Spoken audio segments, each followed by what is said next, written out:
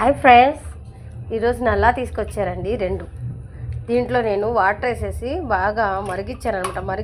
మరిగించగానే ఈ బ్రౌనిష్ కలర్లో, రెడ్ కాస్త ఈ బ్రౌనిష్ కలర్లో వచ్చేసిద్ది అనమాట. వచ్చిన తర్వాత ఒక ప్లేట్, వెడల్పాటి ప్లేట్లో తీసుకొని చిన్న చిన్న ముక్కలుగా చేసుకుంటే కొంచెం బాగుంటుంది. పెద్ద పెద్ద ముక్కలుగా అయితే తినబుద్ధి కాదు ఫ్రెండ్స్. ఇలాగా చిన్న చిన్న ముక్కలుగా చేసుకోవాలి. చేసుకొని పసుపు, సాల్ట్ వేసుకొని బాగా కలుపుకొని ఒక 5 నిమిషాల పాటు కదిపి దాన్ని శుభ్రంగా కడగాలన్నమాట. అలా కడిగినప్పుడు ఏంటంటే అందులో ఏమైనా చెడుగా ఏమన్నా ఉంటే శుభ్రం క్లీన్ అయిపోయింది అనమాట. ముక్కలన్నీ శుభ్రం అయిపోతాయి. ఓకేనా? ఇప్పుడు కడాయిలో నూనె వేసుకున్నాం కదా, నూనె బాగా మరిగించాలి. 3 పచ్చిమిరకాయలు, 2 ఉల్లిపాయలు సన్నగా తరిగి వేయించుకోవాలి.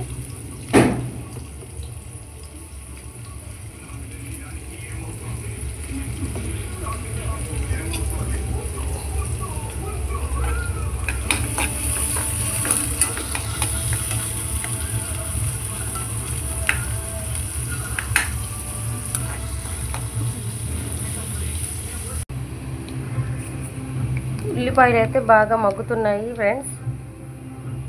ఇప్పుడు అల్లం చిన్నులుగా పేస్ట్ వేసుకొని బాగా కలుపుకోవాలి. కరివేపాకు కూడా వేయాలి ఫ్రెండ్స్.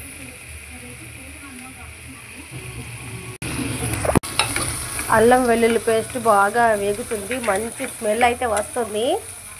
ఇప్పుడు చెక్క, లవంగ అంటే ధనియాల పొడి కూడా వేసేసుకున్నాము. మంచి స్మెల్ అయితే వస్తుంది. ఈ కరివేపాకు ఉంది కదా, దీంట్లో కరివేపాకు పక్కన పెట్టకుండా చిన్న చిన్న ముక్కలుగా తరిగి ఇందులో వేసుకుంటే ఆ నల్లి ముక్కలతో పాటు ఇవి కూడా తినేస్తాం ఫ్రెండ్స్. అంత బాగుంటుంది అనమాట. కరివేపాకు కూడా వదలాలి అనిపించదు అనమాట.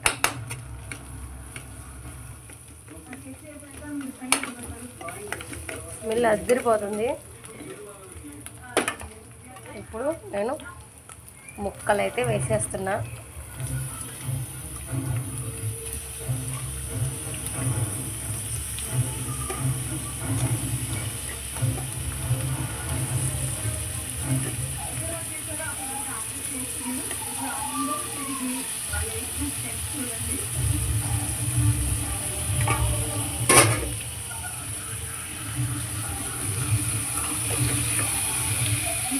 వేస్తాం కదా.